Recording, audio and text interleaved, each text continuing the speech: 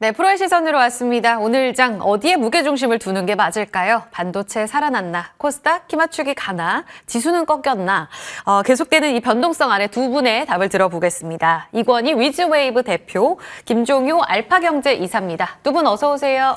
안녕하십니까. 네, 오후장 살아난 반도체가 시장 분위기를 완전히 또 달라지게 하고 있습니다. 그래서 반도체부터 질문 드려볼게요. 이권희 대표님, 미국의 필라델피아 반도체 지수는 단기간에 조정을 딛고 바로 4일째 상승을 보이면서 간밤 엔비디아 중심으로 강세를 보이지 않았어요. 근데 그동안 우리 시장은 반도체 쪽 전혀 미국과의 동조화를 보이지 못했습니다. 그런 흐름이 오전부터 해서 달라지기 시작하더니 오후장 고점을 형성하는 종목들이 많아졌습니다. 반도체 단기간의 낙폭은 끝난 거예요?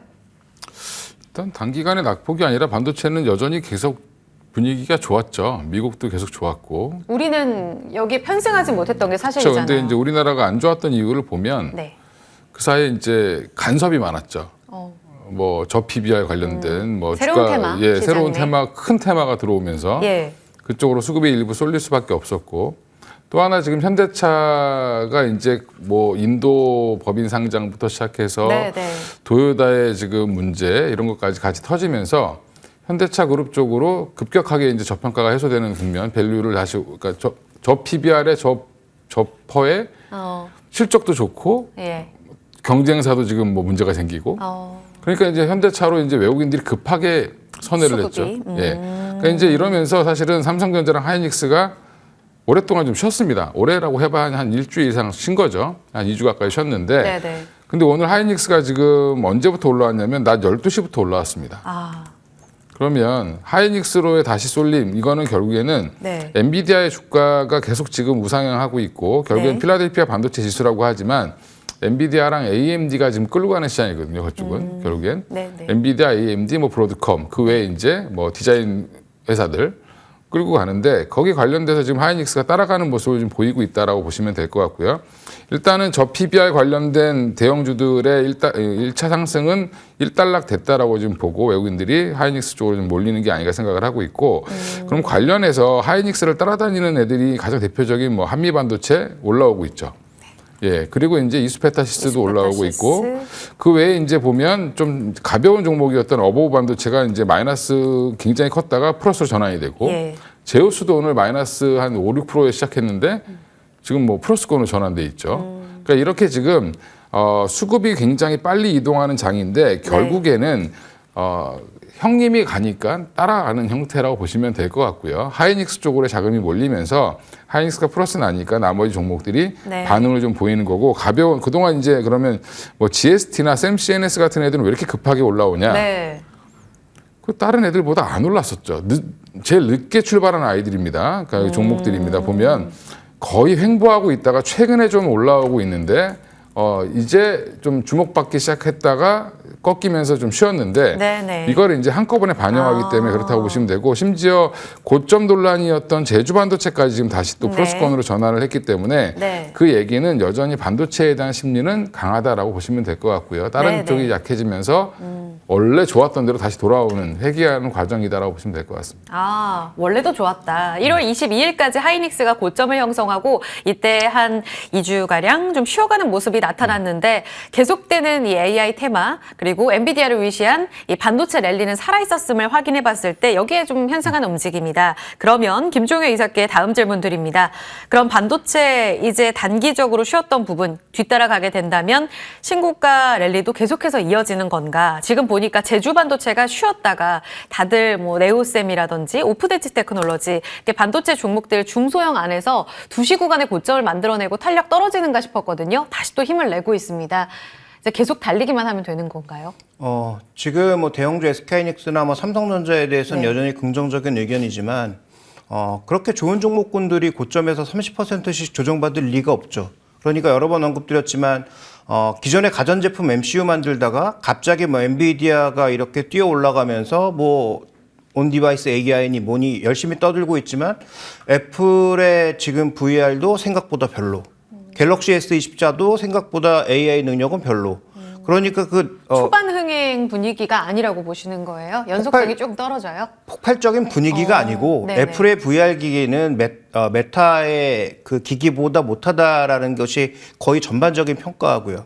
그 다음에 지금 뭐 갤럭시 S24도 여러 번 네. 언급드렸지만 뭐 생각보다 폰 자체는 나쁘지 않은데 온디바이스 AI는 생각보다 이렇게 강하지 않다라는 거죠. 그러니까 제가 뭐 이 종목들이 급등할 때부터 언급드렸지만 이런 종목군들이 정말 의미 있게 엔비디아를 쫓아가는 종목이냐, 시장의 수급에 의해서 급등락을 하는 종목이냐라고 봤을 때 저는 뭐 후자라고 보고 있기 때문에 네. 올라온다면 또 팔아야죠. 그러니까 네. 지금 이 종목들의 그 투자의 핵심 포인트는 싸냐 비싸냐의 문제이지 이게 엔비디아를 쫓아갈 수 있느냐는 다놓고 말씀드리는데 없다. 전혀 관련이 없다라고 말씀을 드릴 수 있습니다. 그래서 뭐 온디바이스 AI니 이런 것들 전혀 의미 없으니 그냥 수급에 움직일 때 아직도 비싼 종목군들이 허다하니까 지금은 팔아야 된다라고 저는 판단하고 있는 거고요. 다만 여기에서 정말로 엔비디아를 쫓아갈 수 있는 국내 종목 딱 두 종목밖에 안 보이는 거죠. 하이닉스 그리고 삼성전자. 한미반도체도 주가가 싸지 않습니다. 그래서 언제든지 변동성이 발생할 수 있기 때문에 네. 지금 현재 구간에서 이런 종목군들 쫓아다니는 것은 예전에 뭐 급등했던 종목군들 쫓아다니는 것과 전혀 다르지 않다. 네. 이렇게 보고 있습니다. 이전에도 같은 시각을 고수하셨거든요. IT 투톱 제외하고 지금 너무나 비싸게 움직이는 하나의 테마를 형성하는 온디바이스 AI라든지 이런 종목들 뒤따라가지 마라 이런 이야기들을 하셨는데 올라가고 있는 이 수급의 움직임은 인정하지만 지금은 올라올 때 조금씩 챙겨가는 관점 명확하게 주셨습니다. 그럼 시장 전체를 놓고 볼게요. 이권희 대표님, 오늘 지수가요.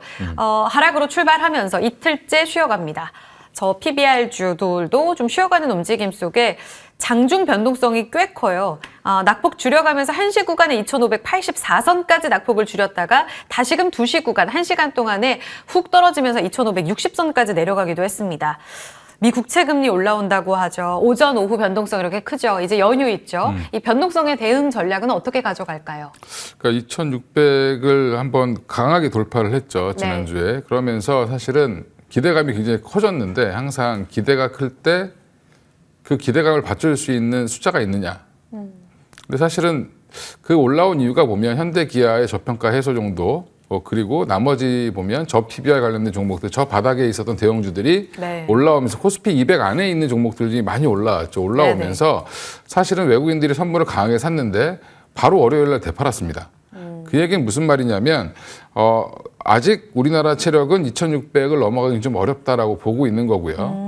그러면 지금은 너무 흥분할 때 흥분하지 말고 빠질 네. 때 너무 걱정하지 말고 그러니까 2,500 밑으로 빠지면 사고 2,600 넘어가면 팔아야 되는 국면이 맞다라고 보시면 될 것 같고요. 금리 인하의 기대감이 반영하고 지금 현실의 괴리를 이제 찾고 있는 중이죠. 이제 3월 금리 인하도 물 건너갔고 지금 5월도 아니고 보통 지금 한 6월 이후로 생각하고 있는데 그러면 지금 이게 올해 한 3월부터 금리가 막 급격하게 내려갈 것처럼 생각했던 것들이 예. 꺾이는 거를 이제 정하고 있다 정도로 생각하시면 되고 이 지수가 올라온 건 현대기아차라든지 이런 저평가 국면에 있던 종목들이 일부 올라오면서 네. 지수를 좀 받쳐줬다라고 생각하시면 될 것 같습니다. 알겠습니다. 미 국채금리나 지표 발표될 때마다 이렇게 계속 변동성은 좀 보일 수 있다. 다만 2,600 상단을 뚫어가는 데 있어서는 우리의 과제가 좀 있다. 김종효 이사님. 저 PBR주 지난주 내내 테마였잖아요. 오늘 현대 기아, 특히 기아가 너무 많이 빠집니다. 저 PBR 스타일은 단기간에 꺾인 건가요? 정책 아직 나오지도 않았는데. 저는 뭐 정책이 나오면 뭐 꺾일 수 있다라는 데는 동의하는데요. 셀온으로요? 네. 그런데 이제 우리가 가장 중요하게 봐야 되는 핵심 포인트는 외국인들과 연기금이 어쨌든 지난주 월요일부터 끌고 온 시장이잖아요. 네. 그 이들이 샀던 종목군들이 그런 종목군들이고요. 그러니까 우리가 자꾸 등락에 뭔가 휩싸여서 주가가 올라가면 그쪽을 쳐다보고 내려가면 그쪽은 버려야 되지 않나라는 어떤 착각을 하게 되는데 수급이 빠르니까. 네, 지난주 월요일부터 나타났던 전체적인 핵심 포인트는 비차익 매수를 중심으로 해서 외국인과 기관이 쭉 그 종목들만 사고 있더라가 핵심입니다. 그러니까 주가가 빠지더라도 기관과 외국인들의 매수가 변하지 않으면 그 흐름은 끝나지 않은 거고요. 저는 적어도 정책 발표가 될 때까지는 그 흐름이 이어지지 않을까라고 보고 있고 네. 다만 지난주처럼 탄력적으로 올라오긴 조금 힘드니까 지금부터 이제 뭐 단기 시세의 탄력을 노리시는 분들은 굉장히 이제 시세에 움직이는 종목을 쫓아다녀야 되는데 코스닥 보십시오. 오늘 아침에 현대임스가 엄청나게 강세 보이다가 바로 마이너스로 돌고 다른 맞았어요. 종목이 쭉 올라가는 예. 그런 엄청나게 빠른 모습 보이고 있지 않습니까? 예. 그걸 쫓아가지 못하시는 분들은 트레이딩도 쉽지가 않겠죠. 알겠습니다. 일정 부분 답을 또 주셨고요. 넘어가서 오늘의 섹터 안에서는 답이 있었느냐. 브리핑에서 들으신 대로 2차 전지, 이 셀, 소재, 밸류체인 안에서 희비가 좀 극명하게 엇갈렸습니다. 그런 가운데 전체적으로 먼저 답변을 들어볼게요. 김종효 이사님, 머스크의 마약 이슈, 그리고 독일 기업에서 테슬라의 전기차 구매 중단한다라는 보도 때문에 간밤 테슬라는 3% 조정이었어요. 우리 2차 전지가 여전히 이 테슬라와의 동조화되는 움직임 때문인 건지 셀, 양극재, 하락 움직임이 있었거든요. 여기에 대한 해석을 어떻게 열어두고 볼까요? 일단 핵심은 내일 실적을 발표할 에코프로 비행과 에코프로가 과연 방향성을 돌려주느냐가 핵심이죠. 가이던스에서요? 가이던스보다도 일단 실적 안 좋고 주가가 이미 많이 빠져버린 상황이기 때문에 당연히 뭐 실적은 안 좋게 나올 거고요. 그걸 어떻게 받아들이느냐가 뭐 관건이겠고 또 말씀하신 것처럼 뭐 여러 가지 IR 부분에서 어떤 발표들을 하느냐에 따라서 시장에 이제 변동성이 있을 것 같은데 저는 뭐 테슬라와 연동돼서 꼭 오고 있다라고 해석하기보다는 이들 종목의 전기차 판매가 전체적으로 위축되는 가운데 둔화된 상황이니까 만약에 에코프로 비행과 에코프로가 방향성을 돌릴 수 있다면 일단 전체적으로 상승 추세로 돌아서진 못하더라도 하락의 브레이크는 걸 수 있다 정도를 생각하고 있습니다. 네. 그 외에 이제 나머지 종목군들의 개별적인 움직임에 대해서 뭐 잠시 후에 정리해 주시겠지만 일단 2차 전지 소재의 전체적인 큰 틀은 결국 전기차의 판매량이 크게 늘지 않으면 여전히 상반기 내내 불어날 수밖에 없고 결국 방향성을 찾아가는 것은 하반기에나 좀 가능하지 않을까 이렇게 보고 있습니다. 완전한 저점, 추세 반등은 하반기, 그러니까 내년에나 이제 장기적인 성장 스토리가 다시 회복되는 국면이기 때문에 여기서 주가가 선행한다면 6개월 빠른 한 하반기쯤에나 될 거다. 그런데 오늘 그런 스토리라면 전체적으로 안 좋았어야 하는 게 맞잖아요. 에코프로 실적도 안 나왔고. 그런데 그 안에서 전고체 배터리 관련 종목들이 좋았습니다. 삼성 SDI의 전고체 전지 출하 소식은 사실 지난달 말 IR에서 나온 얘기거든요. 여기에 반응했다고 봐야 할지 전고체 배터리 성장 스토리가 올해부터는 가시화되나요, 이 대표님? 일단 그런 거죠. 이제 주식시장이라는 게 항상 보면 새로운 테마를 되게 좋아하는데 신선한 것. 예, 근데 전고체 오래된 테마죠, 사실은. 네. 예, 뭐 한 3, 4년 됐습니다. 근데 이제 본격화된다는 시점이 또 한 번의 이제 성장 스토리를 만드는 건데 삼성 SDI가 그러면 오늘 같은 날 4% 빠지는 게 사실 말이 안 되는 거죠. 예. 근데 이제 삼성 SDI가 아니라 전고체 배터리 약간 좀 올인하고 있거나 매출 비중이 크거나 관련된 기업으로 엮여 있는 대장주가 이제 뭐 동아기업이라든지 뭐 이스페셜티 케미컬, 뭐 한농화성 이런 기업들일 텐데 이런 기업들이 이제 급등을 하니까 사실 이 기업들이 최근에 주목을 못 받았죠. 그래도 이걸 또 이제 끌고 갔던 게 엔캠이라는 종목인데 결국에 이제 엔캠은 제가 볼 때는 그냥 미국 진출 이슈 때문에 예전에 이제 어떻게 보면 사마 알루미늄 올리는 것처럼 올리는 그런 모습인 것 같은데 뭐 솔브레인 홀딩스도 마찬가지로 그런 이슈로 올리는 것 같습니다. 올리는 것 같은데 저는 이제 이쪽 2차 전지 내에서 다 안 좋은데 그럼 어디로 갈까 하는 자금들의 흐름에서 지금 전고체 배터리가 그나마 아직까지는 눈에 보이는 게 아직은 없습니다.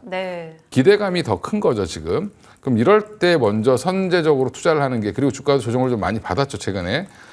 특히 이제 이스페셜티 케미컬 같은 경우는 상장 이후에 굉장히 급등했다가 지금 거의 이제 바닥을 찍고 올라오는 분위기이기 때문에 이런 종목들은 컨트롤하기가 좋다. 그래서 일부 뭐 저는 세력들이 이쪽에 전고체 배터리 테마를 좀 만들어서 끌어올리려는 시도라고 보고 있고요. 그럼 이거를 쫓아갈 거냐 말 거냐 여부는 미리 사놓으신 분들이면 사실은 지금 팔 수 있는 기회를 주는 거고 이거를 안 갖고 계신 분들은 지금 굳이 쫓아갈 필요는 없지 않나 이렇게 저는 개인적으로 생각을 하고 있는데 전고체 배터리가 상용화되고 돈이 되려면 시간이 아직도 한참 걸립니다. 그리고 이거는 물량 자체가 많을 수가 없고 사실은 고급 차종에만 들어갈 수밖에 없기 때문에 삼성 SDI가 이거를 본격적으로 하는 이유도 뭐냐면 삼성 SDI 전략이 뭐 벤츠라든지 BMW라든지 이런 이제 고급 뭐 포르쉐라든지 이런 고급 차종들에 대한 납품을 주로 많이 했기 때문에 그쪽에 대한 니즈가 여전히 있다라는 부분이라고 보시면 될 것 같고요. 이 부분이 얼마나 커질지 여부는 좀 시장을 까봐야 아는데 사실은 저는 뭐 여전히 고급차 이외에는 쓸 수 없다라고 보고 있습니다. 왜냐하면 워낙 배터리 가격이 비싸기 때문에 그런 부분들을 감안하셔서 지금은 테마를 즐기시되 이거를 너무 뭐 올인해서 전고체 아니면 안 돼 이렇게 네. 생각하시면 안 되고 전고체, 3원계, LFP 뭐 그 다음에 기타 배터리들이 계속 나올 겁니다. 그러면 이런 것들이 그 차종이나 차 가격에 따라서 다 다양하게 쓰일 거기 때문에 그런 부분들을 염두에 두시고 투자를 하셔야 될 것 같습니다. 지금 뒤따라가시는 분들은 일단 보수적으로 보셔라 하셨거든요. 그리고 지금 오늘 혹은 최근에 들어가신 분들은 이제 서서히 그럼 정리 관점으로 봐야 된다는 말씀을 해주신 그렇죠. 거죠. 이제 올라갈 네네. 때마다 비중을 줄이시는 게 맞고 이게 이 스페셜티 케미칼이 전고체로 돈을 빨리 벌 수 있는 방법이 있었으면 네. 오늘 같은 날 뭐 엑삼이라 이런 이제 자회사랑 합병도 네. 안 하겠죠. 사실은. 그러니까 합병하라는 이유가 결국엔 비용을 줄이고 그다음에 인원을 통해서 영업을 더 늘리기 위해서 다른 사업을 더 열심히 하기 위해서 그런 겁니다. 네. 한마디로. 예, 그렇게 보시면 될 것 같습니다. 알겠습니다. 마지막으로 전액 쪽이요. 이 외국 우려 지정되고 나서 너무나 테마성으로 마치 움직이듯 엔캠이 달려나가고 있습니다. 오늘 외국인 잠정적으로 매수 1위가 엔캠이에요. 투자 주의 종목인데 이렇게 무섭게 올라가다 보니 좀 혼란스럽습니다. 게다가 솔브레인 홀딩스 뒤따라가듯이 달려가고 있고요. 동아기업은 이제 전고체 전에 같이 이야기가 나오고 있는데요. 이 키 맞추기 계속된다고 볼 수 있을까요? 네, 일단 뭐 엔캠이 꺾이지 않으면 뭐 관련된 종목군들도 추가적으로 상승세를 보일 수는 있죠. 그런데 이 엔캠이라고 하는 종목이 지금 적정 가치에서 거래되고 있는지는 아무도 판단할 수가 없습니다. 지금 우리나라 2차전지 소재 종목군들이 빠지는 대표적인 이유가 뭘까요? 돈을 못 벌고 있기 때문이 아니라 돈을 못 벌고 있는 상태에서 캐펙스가 계속 늘어나야 되기 때문입니다. 그러니까 현금 흐름이 분기마다 계속 마이너스, 그것도 엄청난 마이너스가 날 수밖에 없는 거죠. 예. 영업 흐름에선 돈 못 벌죠. 투자는 계속 빠져나가죠. 재무적으로는 돈이 계속 들어와야죠. 그러니까 이런 세 가지 흐름이 모두 안 좋아지는 상황에서 주가가 지금 빠지고 있는 상황인데, 그럼 엔캠이라고 하는 종목도 지금 돈을 전혀 못 버는 기업이 외국인들 지분 몇 % 늘었다고 해서 이게 과연 의미가 있는 것인지는 뭐 각자 알아서 판단하실 일이지만 제 판단에서는 좀 전에 이제 대표님 말씀해 주신 대로 저도 지금부터 정리를 조금 해야 되겠다. 뭐 5일선을 뭐 근거로 하던 네. 아니면 뭐 거래 증가를 근거로 하던 가짜의 판단을 만들어서 변동성이 생길 때 빠르게 좀 비중을 줄일 필요가 있겠죠. 이런 종목의 고점은 아무도 모릅니다. 다만 지금부터 줄이지 않으면 나중에 급격하게 떨어질 때 줄일 수 있느냐? 그땐 네. 더 못 줄입니다. 올라가는 구간에서 분할 매도가 답이다. 이렇게 말씀드리고 싶고요. 그래서 엔캠이 흔들리기 시작하면 주변주는 당연히 더 흔들릴 수밖에 없다. 이렇게 봐야 될 것 같습니다. 중심은 역시 엔캠이고요. 올해 들어서만 164%의 급등을 보이고 있습니다. 오늘 21만 원 돌파, 솔브레인 홀딩스 5만 5천 원의 신고가 썼는데요. 분할 매도로 서서히 수익 챙길 시점 이렇게 정리하겠습니다. 두 분과 함께했습니다. 김종효 이사, 이건희 대표였습니다. 감사합니다.